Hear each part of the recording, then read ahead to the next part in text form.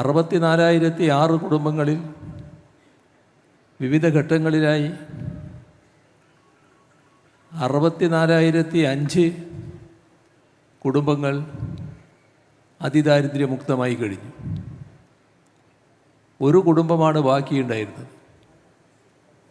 അതിന് ഒരു സാങ്കേതിക പ്രശ്നമുണ്ടായിരുന്നു. ആ സാങ്കേതിക പ്രശ്നം പരിഹരിക്കേണ്ടതുകൊണ്ടാണ് മന്ത്രിസഭയുടെ മുന്നിലത് വന്നത്. ഞങ്ങൾ ആ പ്രശ്നം പരിഹരിച്ചു. ഇത് പറഞ്ഞത് ഇതൊരു തട്ടിപ്പല്ല, യാഥാർത്ഥ്യമാണ് എന്നത് നാം എല്ലാം ഉൾക്കൊള്ളുന്നതിന് വേണ്ടിയാണ്. നിർഭാഗ്യകരമായ ഒരു പരാമർശം ഇന്ന് കേൾക്കേണ്ടി വന്നതുകൊണ്ടാണ് ഇത്രയും പറയേണ്ടി വന്നത്.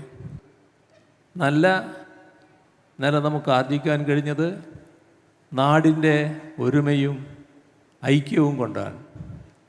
ആ ഒരുമയും ഐക്യവുമാണ് നമ്മെ അസാധ്യം എന്നൊന്നില്ല എന്ന് അനുഭവത്തിലൂടെ തെളിയിക്കുന്നതിന് ഇടയാക്കിയിട്ടുള്ളത്.